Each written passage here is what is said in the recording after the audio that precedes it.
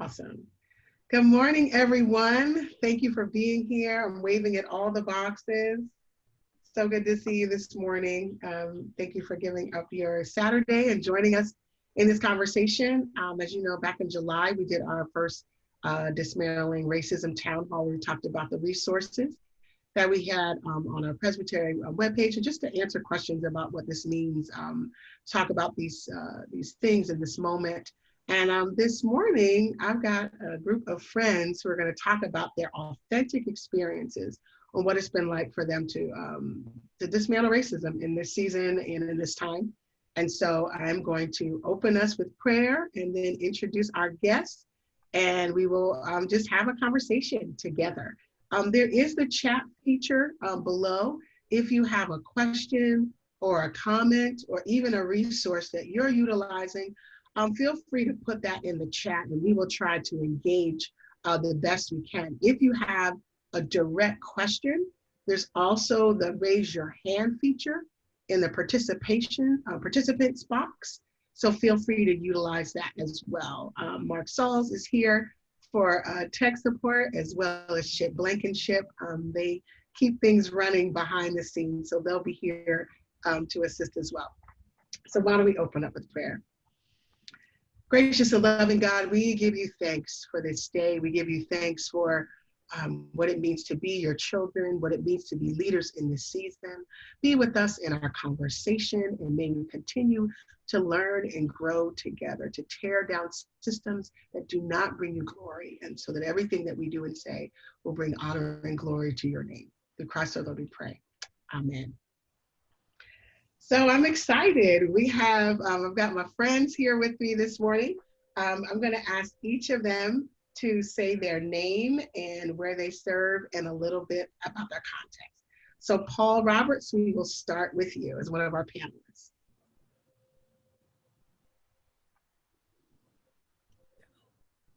He might need permission again to unmute. Great. Good morning. Really appreciate you, Aisha Brooks Lino, for this invitation, and appreciate all of you for taking time on Saturday morning to engage this important conversation. I'm Paul Roberts. I serve Johnson C. Smith Theological Seminary as its president. I've done that work for 11 years now, which is shocking to me how quickly time passes. And what else was I supposed to say? Was that it?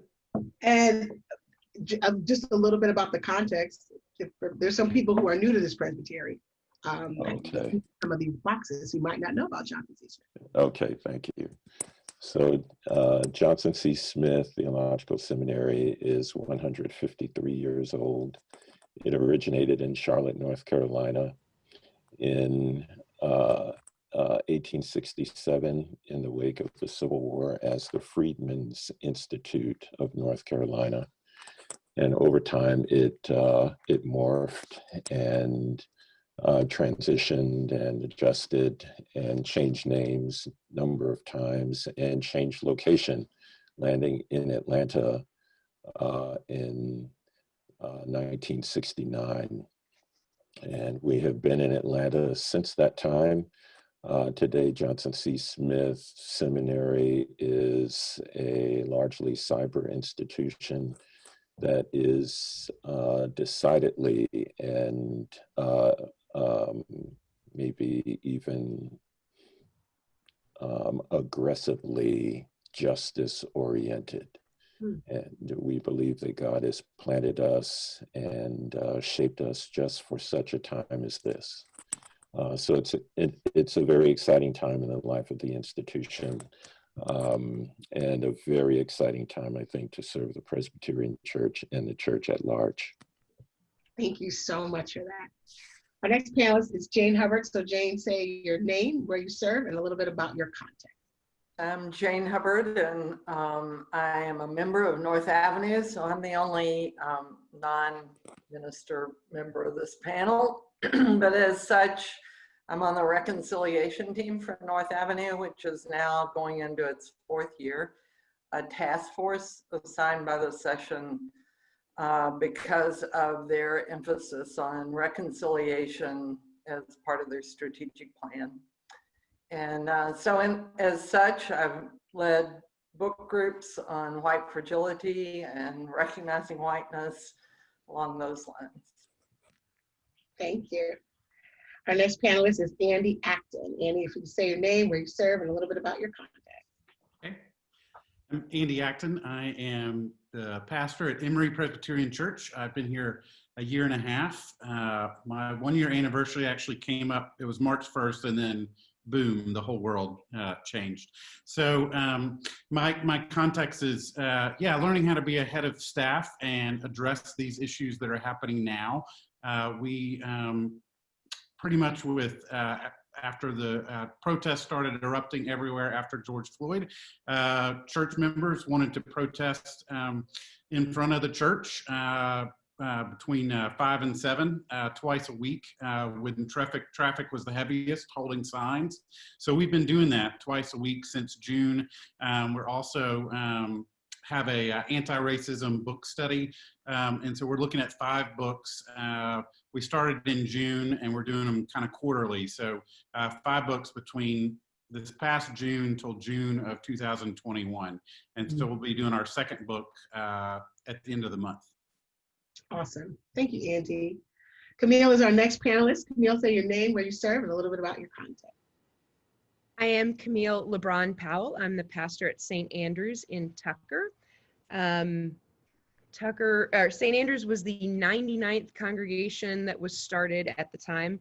In 1960, we were one of many that were planted in the growing Atlanta area. And so we just celebrated our 60th anniversary.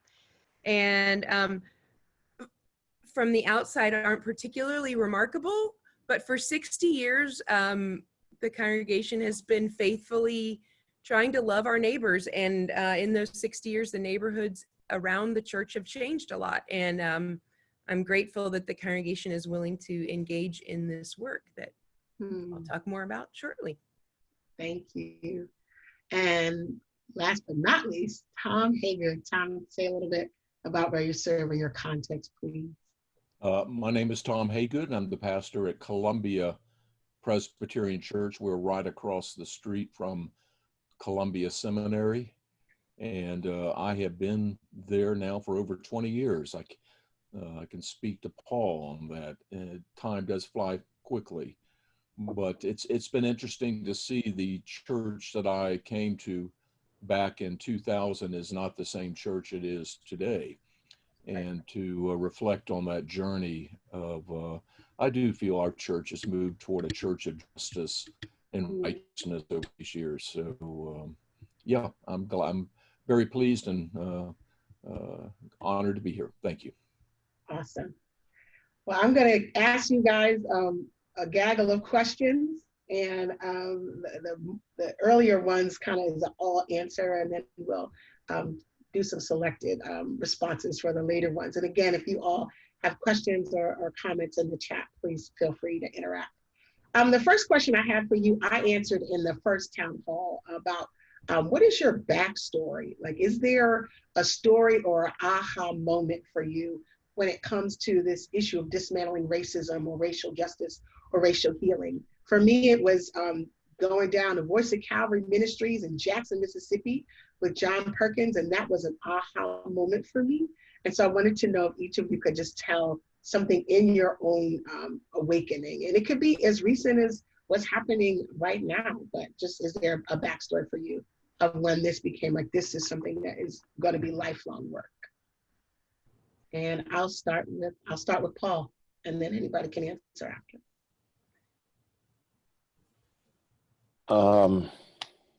It's a complicated question for me. I've always known that I was Black and male, and I have family stories that I hold very close to my heart of instances in which family members had difficulties in our country just by virtue of the color of their skin. My parents were redlined. My parents had significant sorts of financial pressures as a result of trying to be business owners in a part of the city that could not sustain business. And so this is all a part of my forming and my shaping. But I really have to confess that in recent years, maybe by virtue of the Obama administration, I kind of thought our country was somewhere else. Wow. And then the Obama administration was over, and it was like the covers began to be pulled back. And the recent and most heart-wrenching visual for me was Arbery, right down there in Brunswick, Georgia. And I watched that video probably 20 or 30 times, just trying to imagine what that experience must have been like for that young man who was running with a truck behind him, and then come to find out there's a truck in front of him. I just have run that road with him. And as the parent of a brown-skinned daughter and two brown-skinned sons, I have not only put myself in Arbery's shoes, but I have imagined what that journey might have been like for my kids. And that was an extremely compelling sort of woke moment. And I recognize that wokeness doesn't just happen once, but it's a thing that if we're diligent, we are awakened to our identity and our kind of our social strata and issues that plague us over time. And that's kind of what happened to me. So that really was a significant reawakening, or continued awakening. I don't know if I really answered the question, but no, that's it, right? Like, you think you're good, you think we're at a particular place, and then it's this reawakening or this shock to the system. So yeah, thank you. That was a shock, yes. That's right. Thank you. Other folks. Camille, I'm looking at you because you're in the next box next to me.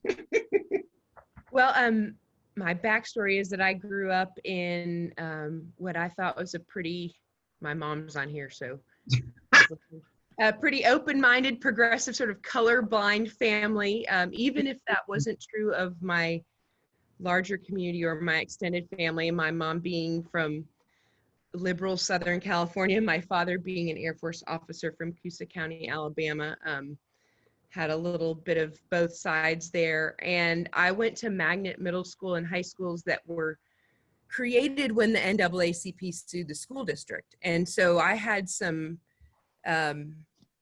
early experience with that idea of inequality when in the 80s we thought we had already solved integration. Right. We all got an excellent education at those schools, and I was in the racial minority there. And so I thought I was just sort of doing all right with the racial justice stuff, and not that I didn't have anything to learn, but that at least I was on the right track. And I would say the sort of shift that happened for me in understanding my role in this work is when I moved here and became a head of staff, because I spent the first 11 years of ordained ministry as an associate at a large purple congregation that had a history of being a progressive congregation in Little Rock, Arkansas. I mean, members love to tell the story of what they did in the 57 desegregation crisis. But as one of 4 pastors, as a young new associate, I didn't have much power and I was kept in my silo. And so I would sit there kind of on the sidelines, wishing that the head of staff would say a little more or push the congregation a little more. And now I'm in that position and I catch myself being inclined to keep quiet or take the safe path. You don't want to lose any members, certainly not big givers. And then I was convicted and I realized that after 5 years, I have a different kind of relationship with the folks at St. Andrews, and I can say things that I couldn't say 5 years ago. And the shift was me sort of looking around going, come on, who's going to lead? Who's going to say it? Who's going to do the work? And then turns out I'm the one I was waiting for and looking for. And it shifted my personal understanding of my role in this conversation and this work. Thank you, Camille. Tom. When I think about my backstory, it was interesting. I appreciate the questions you gave us because I had to reflect. And 3 stories came to mind from my past, beginning, one was when I was a very young boy back in '62, and I was visiting with my grandmother up in the Piedmont, Spartanburg, South Carolina. And Flemma was the cook.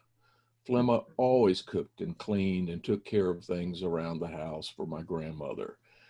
And I thoroughly was just, I loved Flemma. She was just so nice and sweet. And I remember one time we drove her home on a Sunday after the Sunday meal, the fried chicken. And we dropped off Flemma and she looked back at me and she said, "Now you behave, Tommy." And I said, "Yes, ma'am, I will." And as we drove off, my father, who was in the car with us, turned to me and said, "You don't say yes, ma'am to Flemma." Mm. And I said, "Why?" "You just don't." And that always stuck with me. There was something there that didn't seem right to me, and I didn't understand that when I was taught manners. And then 10 years later, I was applying to, I got accepted at Davidson, and I was preparing to fill out the paperwork for a roommate. And on there was one of the questions said, would you be willing to have a roommate who is African American? I think they phrased it as Black at that time. And I just put, no, I didn't care. And when the assignments came, I remember my father saying, "Oh, we can fix that for you." Mm. And I thought, fix what? Nothing needed fixing. So Steph and I were roommates there. And that there were a lot of backstories in that even and how that was accepted. And then 10 years later in '82, living in a small town in North Florida, Little Lake City. And that's a interesting place to live in those times. Very, very southern Georgia, North Florida, they just blend together. And Ron Williams, an African American in town, was running for office, city, I think for county commission. And no African American had ever run for office there. And Ron asked me one day, he said, "Tom, would you be willing to go down to Fort White, this little town near Lake City, and do a campaign speech for me at this church because I can't go to that one and do this other one at the same time?" And I said, "Sure, Ron." And I remember driving down there with my wife, and there was a lot of trepidation and because I knew what North Florida was like, and to step into a place like that and do it. And Yeah, I gave the speech, and Ron won the election. Actually, the first African American. I don't give that credit to me, but at the same time, it was meaningful to me that I could have friends like Ron and be able to work and not feel that tension. So yeah, all three of those kind of work. But my family history really, it's interesting that uh, I've got a unique family history that deals with South Carolina, from both the down in the rural low country as well as in the Piedmont. And there are other stories in there that would be worth telling someday. Thank you, Tom. Mhm. Andy. Hi. Yeah, so I have a couple of stories, aha moments. I grew up in Birmingham. So the center of civil rights movement, along with Atlanta, I grew up in the 80s and 90s, and so I also grew up in a household that all churchgoers, but lots of racist views and language. Grandparents, dad, so both around that, and then growing up in a city that's trying to reconcile its past and really grappling. Um, um, in the 80s, Birmingham's first African American mayor, and so all of this stuff going on. And so growing up with that, and trying, much like Tom, like trying to figure out some things just didn't sit right, and figuring out what that meant. And then a couple of things where it kind of came more home for me was we had one African American family in our predominantly white Presbyterian church in Birmingham, and the oldest son was a year older than me, and we're all really good friends. He was a member of the youth group, just an amazing human being. We also went to the same school together. On a Friday night after a high school football game, he played football. The team was out celebrating at a Pizza Hut, and they were leaving in a car that had driven by a couple of times, fired into the crowd, and he was not the intended target, but he was immediately killed. And the drivers were African American. I think it was a gang related type thing, but he was in the victim in the middle, and it was devastating. That was the first time that I ever had a friend who was killed, and then there was a lot of layers to it. There's the gun violence. There's this was a family that had kind of moved out of the poor neighborhood, and so there was just layers of stuff with this, and so that was a big aha moment in a lot of respects, for a number of issues. And then I majored in journalism at Auburn. I came back and worked at the it's no longer exists, but the Birmingham Post-Herald. Mm-hmm. And the Birmingham Post-Herald also had a lot of history of covering the civil rights movement in the 60s. But in 1999, so I was a reporter when U.S. Attorney Doug Jones decided to reopen the 16th Street Baptist Church bombing of the 4 little girls, and they charged the 2 of the suspects who had never been charged before.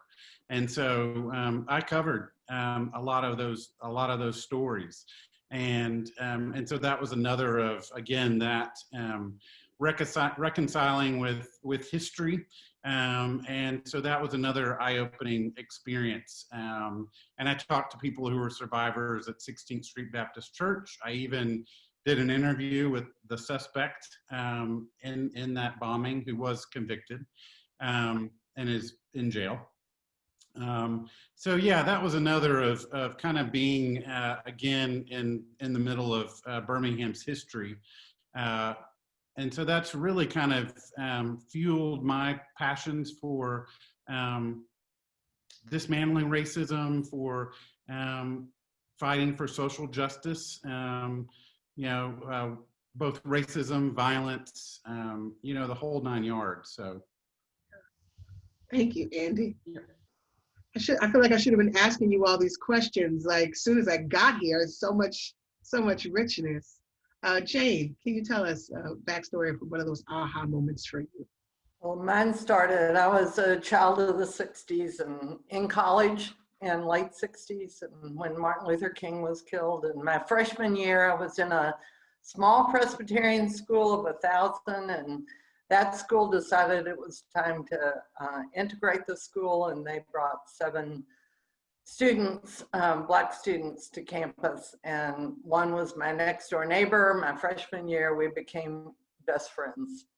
I was brought up in a house, Southern Baptist, where I think the only true prejudice that was preached in the house was about Catholics. Other than that, everybody was okay. But my father was pretty sure that the Catholics would not be with him in heaven. And so when Arlene and I decided to be college roommates, my next year, my sophomore year, I thought that was great. Didn't think anything about it, and went home, and my father was like, "No, you can't do that."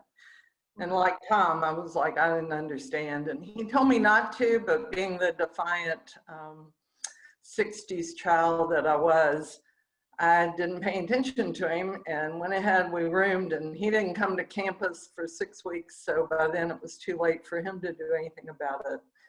Our families became friends. She is from Columbus, Georgia. I visited in her home.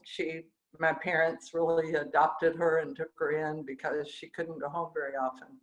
We ended up being at each other's weddings, which was a total desensitization experience for me to be the only white person. And there was one other white girl there who was younger than us, another Hanover student. And she was about 50 pounds heavier than I was, and everyone kept mixing me up with her. And I was highly insulted by that. But my fiance showed up for the wedding, and they ushered him in and said, "You must be Jane's fiance." And he wondered how they knew that. And then, there were 3 white people at the wedding. So a lot of desensitization. So I'm that person that Robin DiAngelo talks about in White Fragility. I checked it off as I'm good. I'm awoke. Arlene and I lost each other for about 20 years. We've reconnected. And so I was checking that box that I was good. Then, and that played through my career at Delta. I sponsored the Black Employee Network, that kind of thing. But I'd say 3 years ago, I invited myself to go with Fearless Dialogue with Greg Ellison and JoJo Legislator. We went to St. Louis for a weekend with community organizers. It was the anniversary of Ferguson. Powerful weekend. And I played Vanna White for them. I was like the facilitator assistant and just did whatever they wanted. But at the last, the ending was a luncheon. And at the luncheon, you had to commit to what you were going to do as a result of this weekend.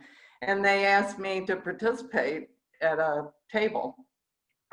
And I said, I think I have to get involved as a white person. What does it mean in today's world to be white and to learn more about this? As I walked out that day, this gentleman stopped me, who I hadn't talked to the whole weekend. And he said, "There's a new book coming out next month called White Fragility." Robin DiAngelo is a professor, has studied this for years. I think you might need to get that book. So I did, and then did 3 different book groups with it. But the aha moment, and I say this to show the power of the church, North Avenue had a women's retreat, and it was called Taboo. And it was 5 different subjects that we don't ever talk about. Divorce, I moderated that group. Depression, loss of siblings, race, I don't remember the other one. Maybe there were only 4. But on the race one, the young Black woman said, you know, white people, it's time for you to go do your homework. We're really tired of telling our story over and over again. You got to go do your homework. Quit asking me the same questions.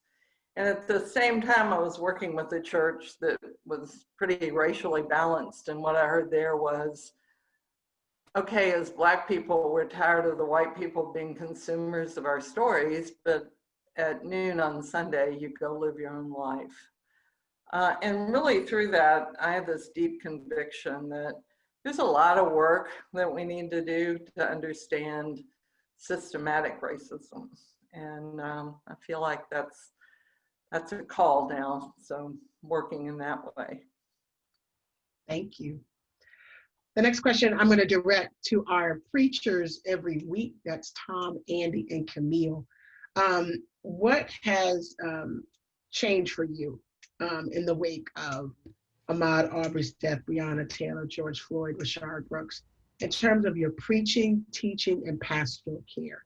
What has changed for you in this season? Camille, I'll start with you. Right. Well, the week after Rayshard Brooks was killed, we decided to put Black Lives Matter on our church sign. We usually, you know, we don't put puns or clever sayings or politics up there. We usually invite people to a fall carnival. Like that's what our church sign is for.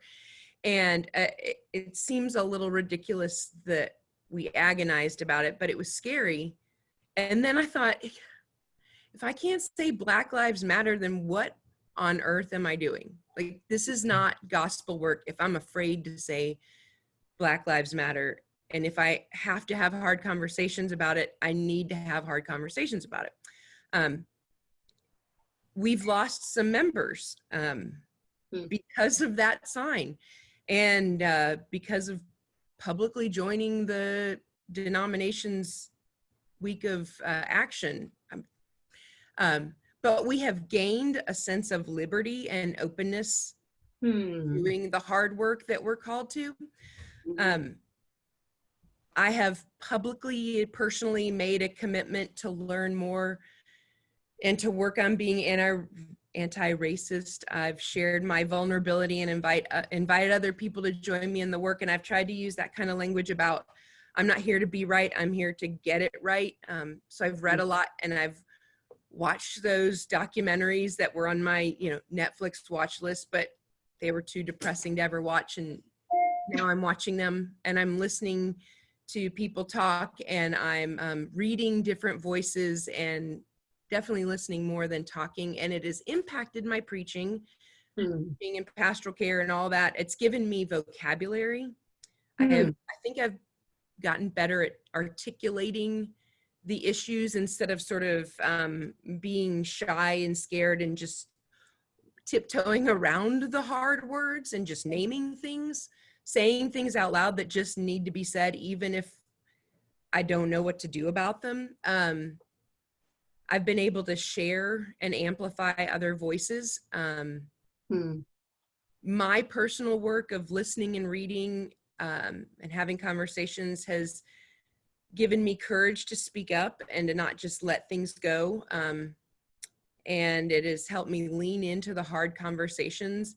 And I think I've been surprised at how, I shouldn't be surprised, whatever you're reading is going to seep into your preaching and your work. But we did a whole series that we planned a year ago on the Book of Confessions that was supposed to be leading up to our 60th anniversary celebration, and to also to sort of talk about our welcome statement that the session approved a year ago.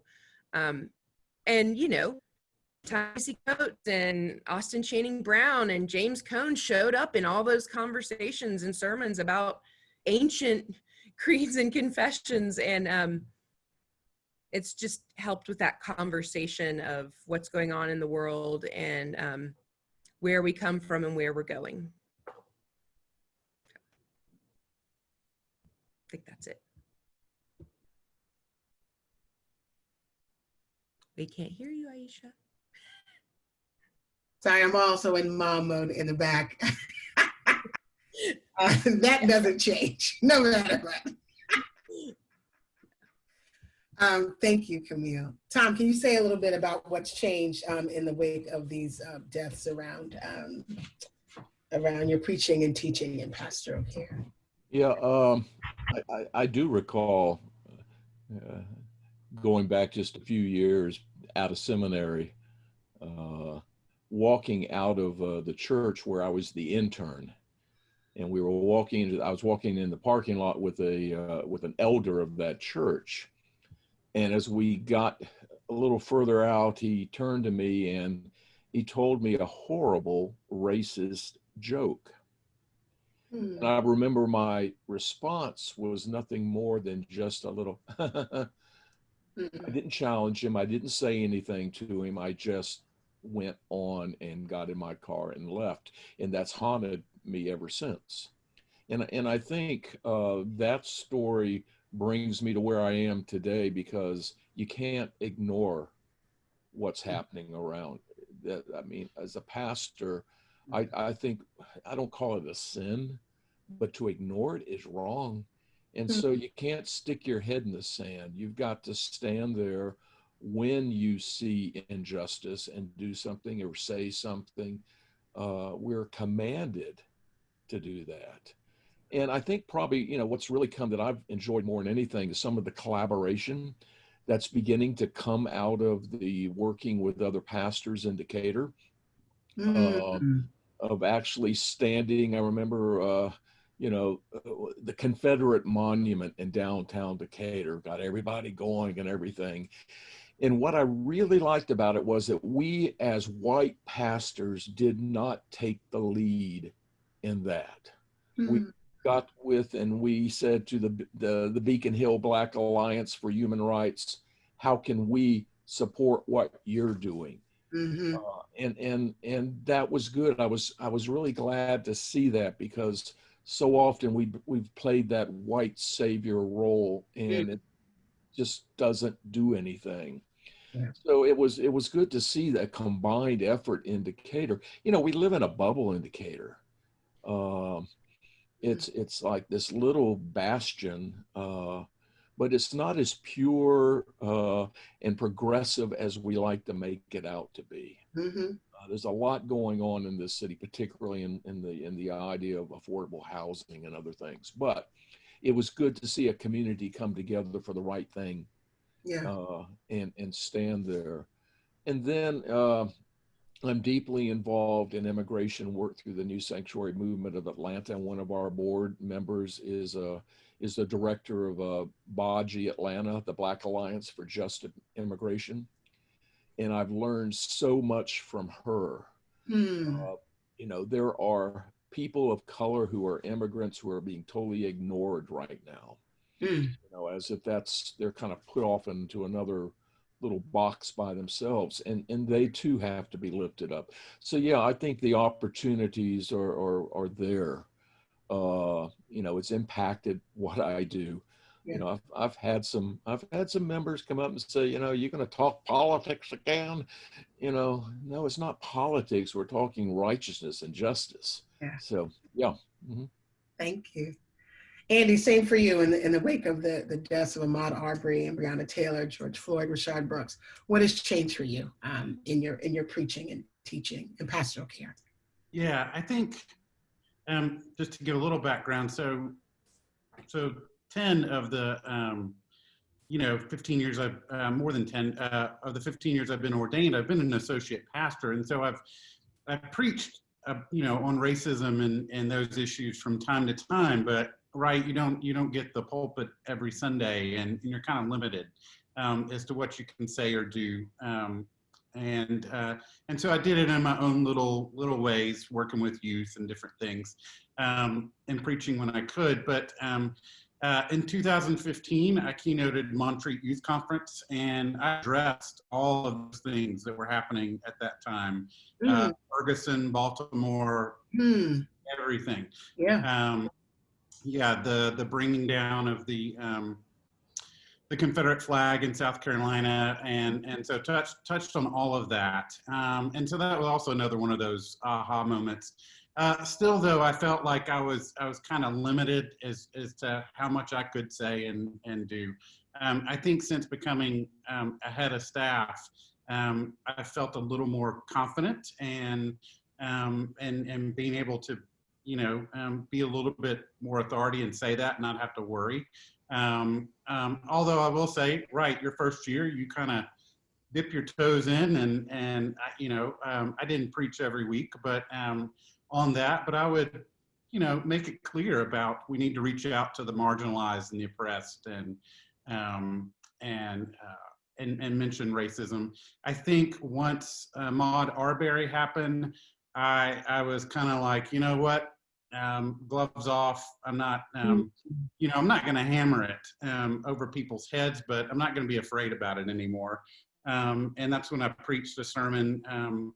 It was about 2 Peter, about being built into a spiritual house. And I said that we can't be built into a spiritual house when the things that happen to Ahmaud Arbery occur, that we crumble when we're silent, when whites are silent, that we can't really be the church if we're not being for everyone, and not saying that Black Lives Matter. And so really from there, that was what, March, April.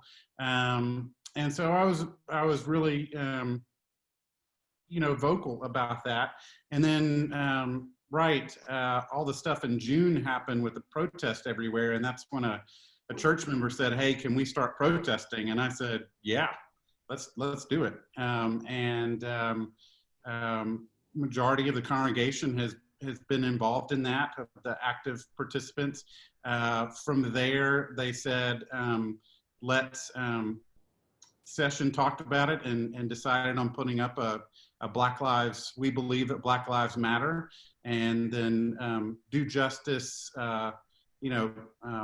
love, mercy, walk humbly is our big banner. They've had banners forever, much like Camille was saying that, it's invite you to worship, here's this event, but now we have, and so that was a pretty big, bold thing that's happened. And then from that, we've created this anti-racism book study. So I feel like it's very much, there also seems to have been a shift. I think when people said they wanted to protest and address these issues, I haven't felt like I've had to work as hard to convince, or people are getting it. And so now it's a matter of how do you keep it going? How do you do some concrete things instead of just, as Tom said, we as white people we talk about it and then we don't do anything. And so trying to, what can we do? What are policy changes we can make? What are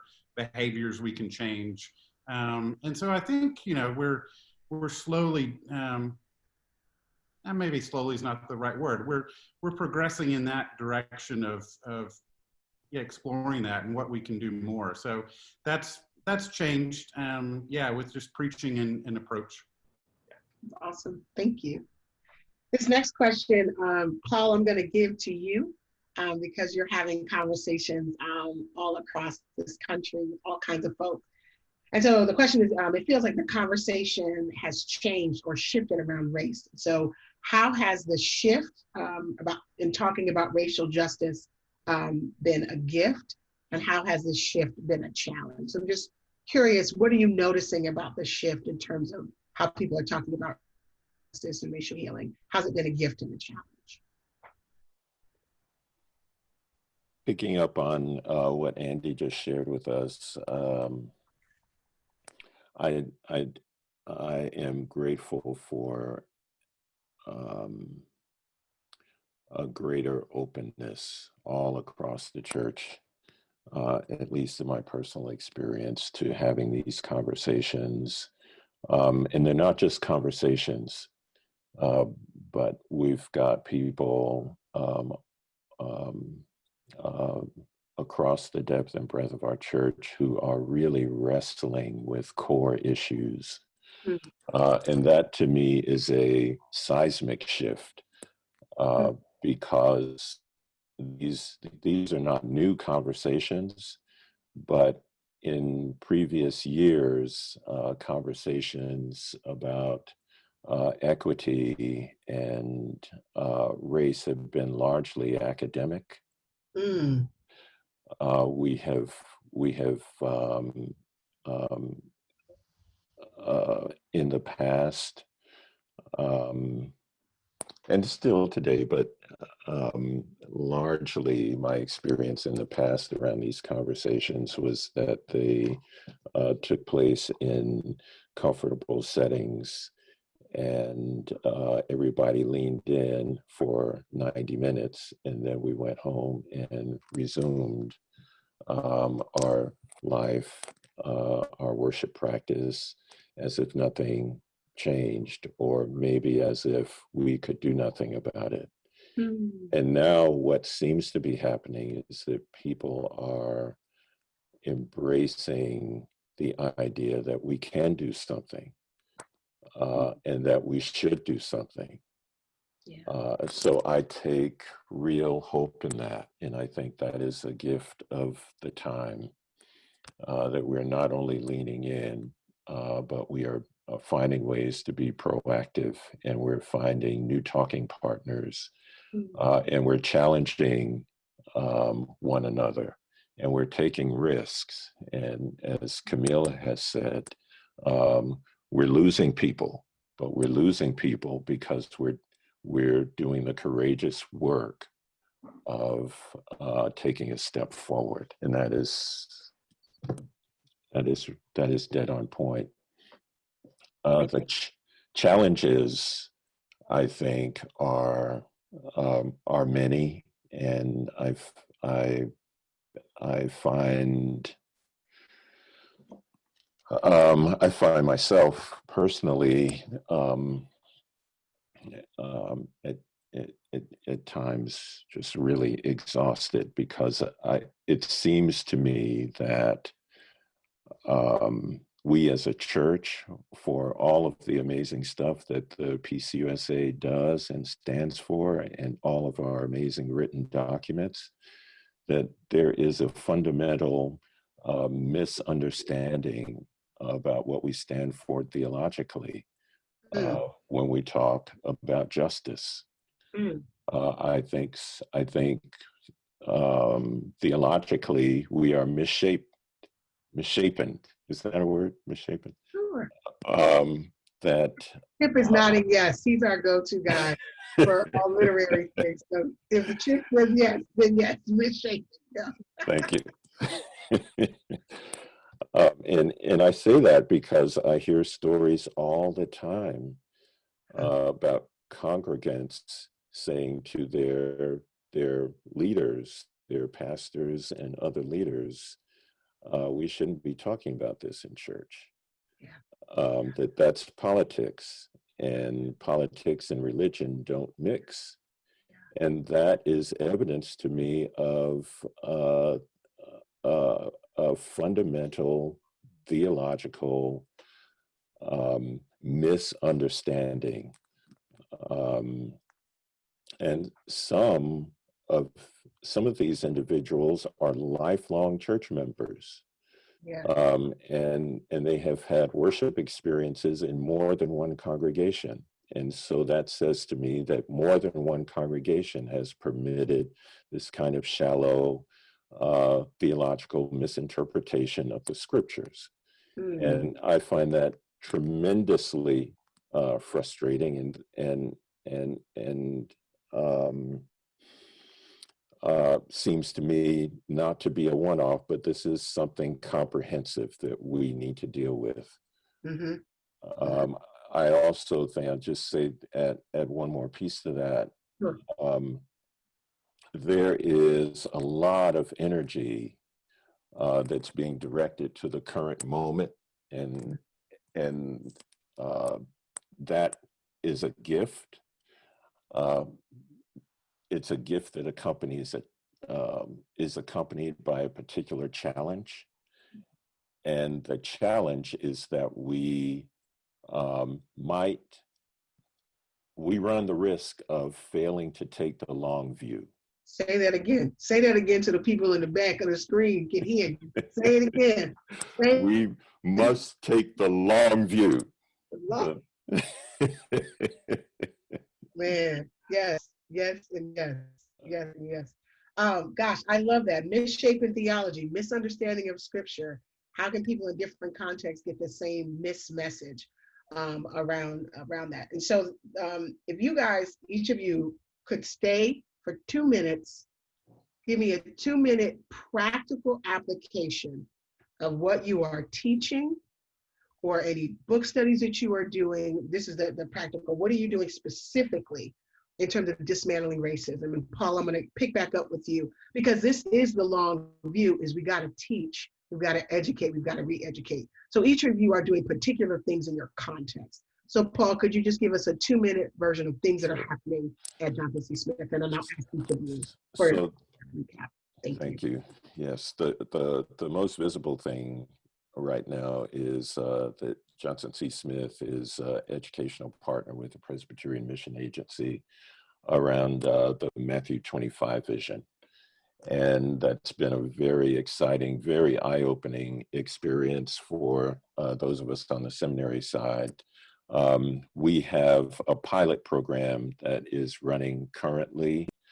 This pilot program consists of 4 courses that deal with the 3 prongs of the Matthew 25 vision around eradicating structural racism and systemic poverty and building vital congregations. So the first course, Awakening to Structural Racism, happened last month. It was really very powerful. This month we're running Underpinnings of Systemic Poverty. In November, we will do a course on civil engagement. And in January, we will run a course on theology of repair and reparations. And everybody can get that from the website. And Correct. Can get there. That's awesome. Correct. Thank you. Tom, give us a 2-minute of what you guys are doing specifically in your context. Right now, probably our big project is we are currently in the middle of a 7-part series on dismantling structural racism. And we have a fantastic list of moderators, including Aisha there, one of our ABL is with us. We also have Charles Black, who was the 2nd president of the Atlanta Student Movement, Justo Gonzalez, most of you know Justo, Marcia Riggs from the seminary, Marlene White, who is the director of the Decatur Cooperative Ministry. And we have a panel discussion. We were given homework assignments, and it's just been, the conversation has just been enlightening. That's been fantastic. And then we also include part of our work, though, as a sanctuary church, is that we provide living space and support for an asylum. Right now we have someone from Jamaica who is being persecuted for his sexual identity, and the congregation, and we do that in collaboration with churches, synagogues, and mosques throughout Atlanta. And that is providing a lot of open conversation about the reality of what's going on. He is a young Black Jamaican who has struggled all of his life, and to see him experience some wonderful things here in this country has been very encouraging to our congregation. So yeah. Thank you. Camille, 2 minutes. What are you guys doing? Practical application. Well, I'll say when Aisha first asked me to be a part of this, I thought, I mean, why us? Because I can list other congregations who are doing more for marching or advocating or legislating, but I think an important part of the character of St. Andrews is that we take our faith seriously, but we don't take ourselves too seriously. And so we're doing what we can, and we're being authentic and open. And so in this virtual time, we have had a service of lament on Pentecost Sunday, right when Atlanta was on fire. We had a Just Mercy movie discussion.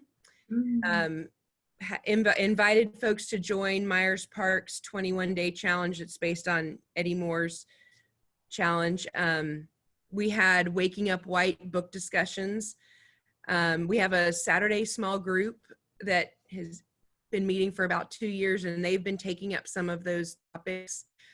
And the session is currently discerning the Matthew 25 movement, and wanting to sign on for it, but not unless we can do so seriously. We don't want to just say, oh, sure, we believe in all that stuff. We want to say, which thing or things are we going to focus on? So that's sort of where we are right now, is discerning, and we're looking for what's our next book discussion going to be. That's sort of where we are, but is looking at book discussions and inviting people to sharing resources right now to keep the conversation going. Thank you. Jane, 2 minutes. What are y'all doing? We started several years ago. We're following Jamar Tisby's Color of Compromise and following the awareness, relationship, commitment. And so awareness, we've done a lot of book studies, offerings, those kinds of things. Now I think we're into the relationship piece. Shane Wheeler, our new pastor, has walked right into this middle of this very boldly. And the session a year and a half ago approved that on the 5th Sundays we could bring in preachers who are well known in the arena of reconciliation. And so that has brought the awareness of where it's been an optional book thing, it's brought it into the sanctuary. Along with North Avenue put out a sign that did cause some controversy within the church. And what's happened is North Avenue is a very diverse church. It's, you know, racially, internationally diverse, and it's brought out the diversity of our beliefs. And so now we are having listening sessions so that voices can be heard. We're also, there's 12 of us that are in a Martin Luther King course with Dr. Rashad Ritchie through Beulah Heights. And it could not be more timely. It's MLK, social change, and the church. And we're focusing on MLK after his I Have a Dream speech, where he was moving into the inequities, and but that we haven't heard much about until his works are being released now at 50 years. And so drawing the parallels, and one of the things that Martin Luther King said in one of his later interviews was, the white people the concerned white people have gotten involved, but they haven't gone far enough. They haven't gotten to the action stage. They haven't gotten to the commitment stage. So through this course, we're seeing these beautiful parallels, and to what Paul was talking about, definitely suffering from separation of church and state. And if it sounds like politics, we can't talk about it. We're in the midst of that discussion of redefining that it's politics, it's our life, you know, and that we have to be talking about it, but that's painful. And in the class last night, he talked about indoctrination, the way that we've been indoctrinated to believe that you don't talk about anything that's controversial in the church, that this is a sanctuary, that we're not to be disturbed. I'm looking at Tom Haygood. I remember when I was at Columbia and he asked me to do something and I told him no, that this was the only place I came where I could just be quiet, and no, I wasn't gonna do anything. And that's indoctrination, right? We need to come to grips with our discomfort. So we're doing that many different ways. Now we've asked the discipleship teachers to at least put aside 10 weeks to do something around reconciliation in the next year. And that is, that's controversial for some. For some, it's like, sure, no problem. And the reconciliation team are going to try to partner with them with resources and helpful. We also have 2 groups doing Be the Bridge, And I would highly recommend that. Latasha Morrison, it's a movement. It's excellent. The book's excellent. We've got about 30 people doing that, a diverse group. And out of that is coming people saying, I want to know what to do. So now we're getting to the commitment stage. What are we going to do? So just that beautiful awareness, relationship and commitment, but it's not for the faint-hearted. And Shane is he's took the North Avenue values and he's doing a sermon series. And what he's doing is he's pulling together the messages around we are all one, we're all made in the image of God. And what does that look like married with the values of North Avenue, which is excellent. Thank you. Andy, I will give you 2.5 minutes because I know you have a little bit of screen sharing, but just give okay. it. Sure. Right. So quickly, I'll just say we're continuing to protest weekly in front of the church that we've been doing since June. We've also started a anti-racism book study that's year-long. And one of the things that the group has said, so that they just don't read about and discuss it and not do anything, is that in between these books, we're doing them quarterly over a year, is that we come up with action steps we can take, that we can apply our learnings concretely, and look at like policy changes. And so we're kind of jumping in, trying to figure out what that first step is in between this first and second book that we're doing. I think long view, as Paul said, that it's hard right now because of a pandemic. Then post-pandemic, I would love for us, we're a small church of it's about less than 120, but about 45 active. And so I would love for us to enrich our relationships with Trinity Decatur, who's about the same size, with Hillside, with other African-American churches, and really, do different projects, have discussions. So that's my long-term hope and dream, is that we can do that and build more relationships. So yeah, let me share my screen.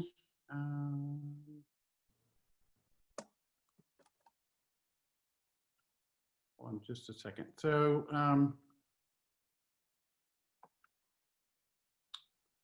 oops, where's my, I can start for this. So I have, I do a little drawing art on the side. And so I've been trying to captivate our protest experience. And that's been also a way to just kind of get me out of my head a bit too. And so it's some of a Sabbath practice, I guess. So yeah, I just kind of put together, I'll go back to the, yeah. So most of our responses, I mean, we probably get between 5 and 7 rush hour traffic on North Decatur Road, probably 600 to 800 cars in 2 hours. Most of them are, yeah, it's people sticking out their fist and honking, honk, honk, honk, which is just, hearing a whole bunch of cars honk is just amazing. Folks that, this particular woman was literally like doing praise hands, honking, praise hands, honking. It was just awesome. Yeah, we get a lot of folks that do that. We have a sidewalks and people walk across. We have a new trail, running trail that's on our property, but these 2 gentlemen walked by and they saw our signs and they did the God is good all the time. And so I exchanged that back with them. So there's a lot of these really intimate moments. A bus driver told one of our members, stepped out of his seat of his bus and said, "You're changing the world one person at a time." We've been really just, Emory's one of, has basically the most kind of just like exposure community outreach is a fall barbecue festival, which they're no longer able to do, where they've invited the community. And this has really been just eye-opening of, we've had so much interaction with the community neighborhood unlike we've ever had before. And people just randomly from the neighborhood seeing what we're doing and helping out. So the first day we did this, it was raining, and these neighbors across the street offered their patio umbrella. Another woman in the neighborhood brought water, huge plat of water to us. These 20-something college-age students stopped in the middle of the road, past the light. Thankfully, no other cars were around, and jumped out with this small thing of water, and she runs across the street and hands it to us. Just these amazing gifts that have happened, and neighbors and people. It's been 98% favorable, and just the responses. And I think waking up the community too. We have, of course, had negative reactions, and so I don't want to paint like it's all rosy and great all the time. And so definitely we've had, it's a very small percentage, but it's there, of booing. I try to have some levity with it. So you have the clapping and thumbs up, and then the bird response. And so that really did happen. These things happened. Here's some others. Probably the ugliest one was this gentleman who just really kind of reamed us out.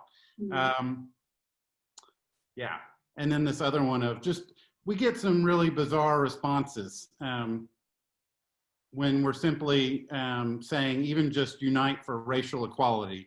That seems to bother people. I have been really just moved by children.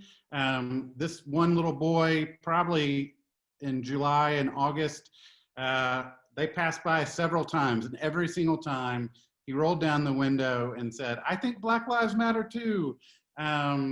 These other girls, the 7-year-old, she had little signs on her, like 8.5 by 11 pieces of paper. And kind of like, hey, I've got my sign too. I made my poster. And that's just been thrilling to see, and hopeful that there is this really younger generation that gets it. And I know that has to do with their parents and stuff, but I just, I have to think that their parents are teaching them, and then they're seeing it and able to identify, I think more so than, as Tom and Camille and I were saying, and Jane, like when we were growing up, we just couldn't quite figure out what was going on. And so that's hopeful that kids have a better understanding and why this is important. This one happened just a week ago. This couple was walking down the street, saw us protesting, gleefully joined in, and she said, "The thing that has bothered my heart the most is not seeing churches stand up against racism." And we've had several African-American women express those same type of sentiments of, "Thank you so much, you don't know how much this means," and just been kind of moved emotionally.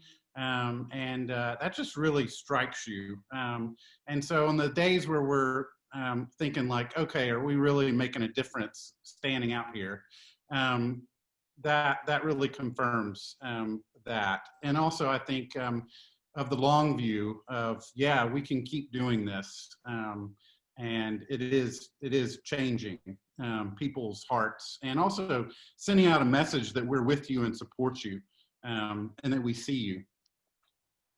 So, Andy, that is awesome. That's also on our Dismantling Racism, yes, racial healing page.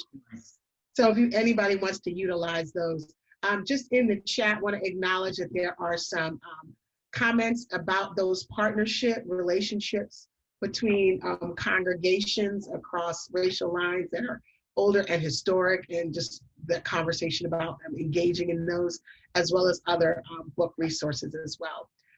We are just flying by with this time. I got my, my Presbyterian clock is going off, and my friends are keeping me to it. But a couple more questions that I want to get to before we close our time. I asked a question about spiritual practices. And so I'm going to lean over to Jane, who is also our pastor coordinator. What are the spiritual practices that we can encourage people as they handle these conversations about racism and poverty and oppression? This is heavy stuff. So Jane, could you just give us a little word about what spiritual practices look like? First is the one that is so counterintuitive to who we are, and that is sitting in silence. Just trying to be quiet, to quiet ourselves, to breathe deep and just be. So in some of these groups that I see Sam Pope's with us, we start with just a little bit of silence, and we should be doing a lot of silence. For for our discipleship leaders at North Avenue, we've just had a training and we talked about examen, the spiritual practice of examen. Doing that at the end of each class. Where have you heard God in this? What are you hearing? What is simmering in what we're hearing? And then what did you not hear? Where are you going to listen? So I think that is personally one for everyone who's in this business to do each day. And one of our elders added, I pray at the end, Lord, show me who I need to love the most tomorrow. And he said it's a prayer that gets answered every day, because every day he's challenged by someone who thinks differently. Another is that we're really trying to stay in the Word. What does the Word say about this? Jesus was highly political, right? What is the Word telling us? And just being gentle with ourselves. And then the other night I did a section on holy listening. So listening with one ear to what's being said while you listen to the other ear with the Holy Spirit. So holy listening is another one that we're using quite a bit. Lectio Divina, sometimes we do that. So where we're listening to what God's saying, and there's so much rich scripture that we can pull from. Thank you, Jane. So you mean we should be rooted and grounded and anchored in the Lord as we do this work? Is that what you're saying? We can't do it on our own, right? And for us, I'm going to speak for white people. It is easy to think of yourself as the white savior in this, right? That's not what this is about. Right. This is about humbling ourselves and listening, not listening so that we can say something really brilliant, but really listening and listening to the person in front of us, although they may be so polar opposite. But all of that takes listening to the Holy Spirit. That's right. I'll quit preaching. Thank you. You know, she's a commission ruling elder now. She got a word. She might start preaching. Right. Preach it. Thank you, Jane. Thank you. This next question I'm throwing at Paul. For some communities, they've been dealing with dismantling racism for the long haul. For other communities, this feels like uncharted waters. Paul, what's some of your encouragement for churches that have been at this work, particularly communities of color as well, that have been at this work for the long haul? What's your encouragement for them in this season? And then for churches where this feels like absolutely new, and this feels like, oh my gosh, we've never done this before. What's your encouragement in those ways? Thank you. I thought I had it here with me, but I don't. I'm reading John Lewis's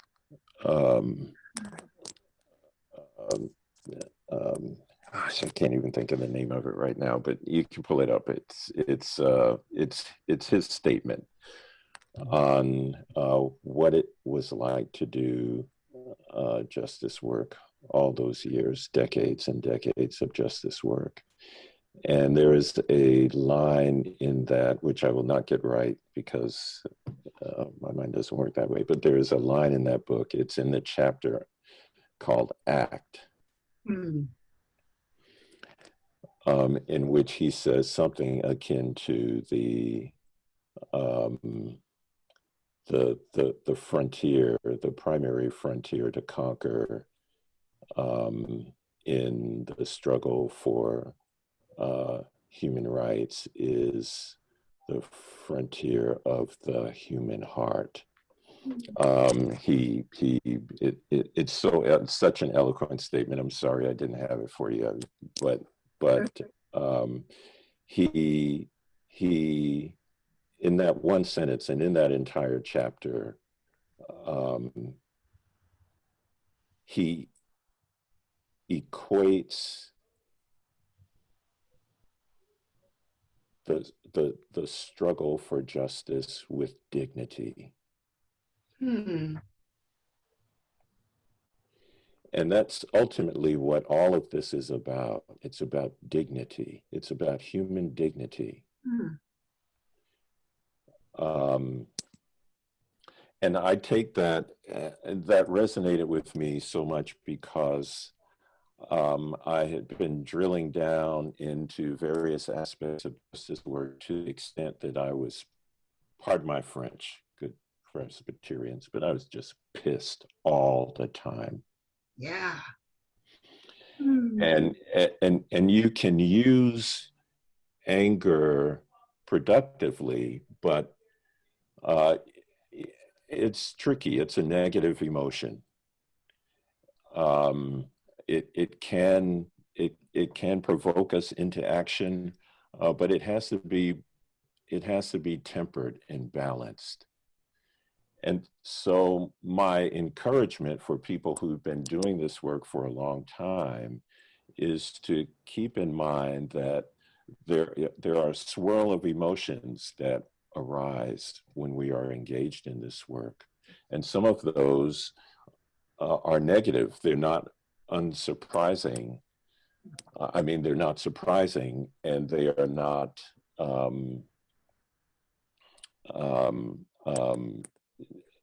to be just dismissed. But these are emotions that will cause us to descend into a dark place if we're not careful. And so the work, I think, requires that we be balanced. And a way that I have been able to recover my own balance in doing this work is to remember that I am a person created by God with inherent dignity. And everybody that God has created everybody with an inherent dignity. And that dignity gives me hope and inspires me. It reminds me that we are people who have tremendous capacity, that we have been saved by grace, that we adhere to the principles of unconditional love. And that is an encouragement not only for those who've been doing this work for a long time, but for newbies who have like really all the gusto and, hyper enthusiastic, and can easily want to charge in there before we're actually ready to charge in there.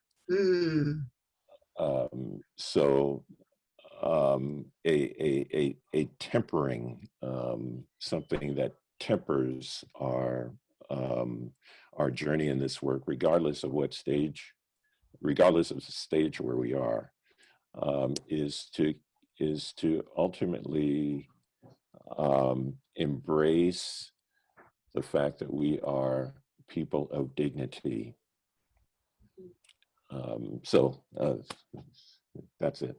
That's awesome. That's awesome. I'm also trying to keep up with the chat, and I want to answer one comment in the chat is saying also in the future, I guess we'll be doing more of these. I don't know. I want to panel a deal with our past experience in the church in the U.S. and that in Palestinian and African American experience, the church is a place of worship, liberation, freedom, and fellowship. but in white churches, it's a place to worship and bless our lives and work. So just the balance of what different church contexts or how they have experienced their communal life in worship is also something to be mindful of our history, that some places freedom and liberation are built into the fabric of what it means to gather and worship. And in other contexts, that's not on the table. So I think that's the other thing too, that it's just even in that, like how do we approach that as well? So thank you for that comment in the chat. One comment, the one email that I did receive, which I will point, I think I will give this, you guys could do a minute apiece, if everybody can do a minute.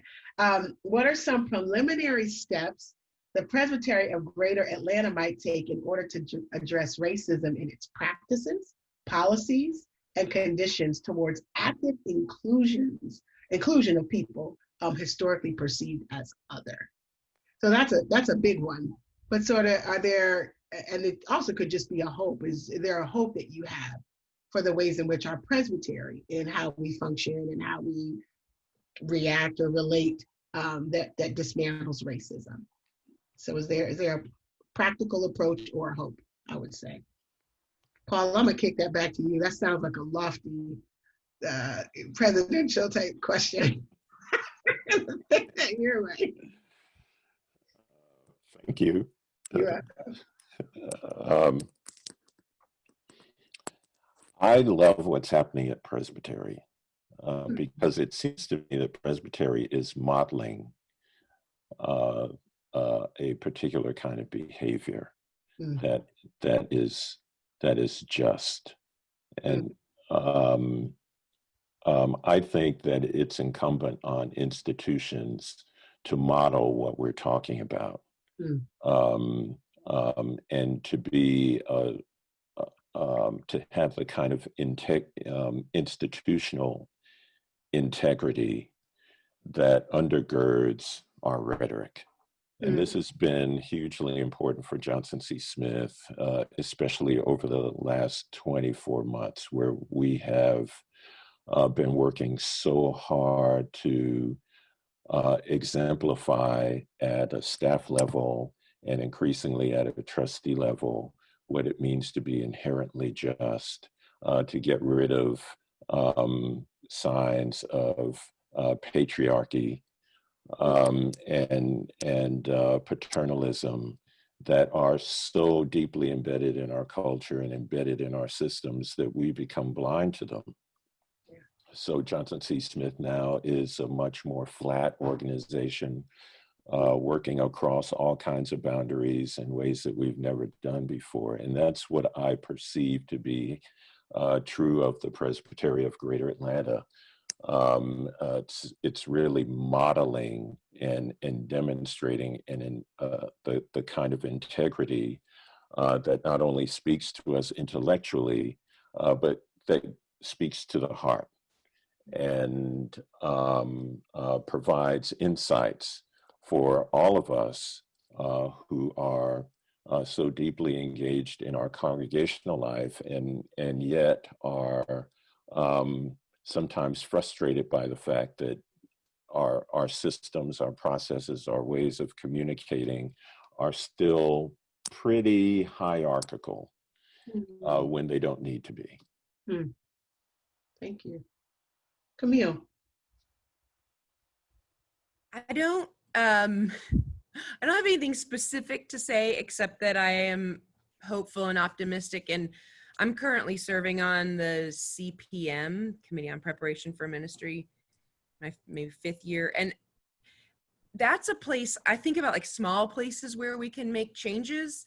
There's been an openness and an opportunity to consider if there's some policies or forms or procedures or just the way it's always been done that are stumbling blocks or closed doors for people. And so we are working to figure out where we have the freedom to change things and think differently about the way it's always been done in that process while staying faithful to, what's most important. And so I'm very optimistic that there are things like that. We could try to dismantling the whole thing, but there are little places where we have some control, where we can make changes in policies and requirements and things like that. So That, That's that, all I got.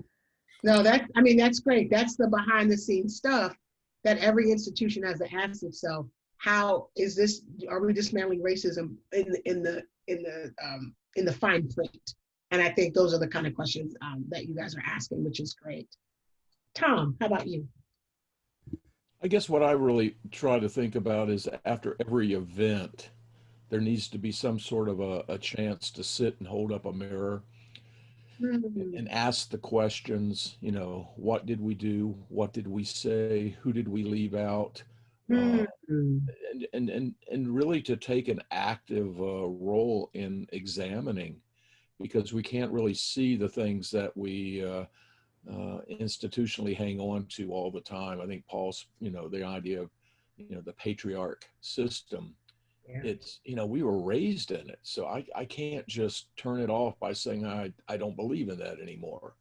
There are times I need to be held accountable and my feet put to the fire on something like that. So that's what I really think is the opportunities where we can sit and dialogue after something, particularly with those that who are what we call the sort of the marginalized, or those whose voices were not heard. Yeah. Why weren't they heard?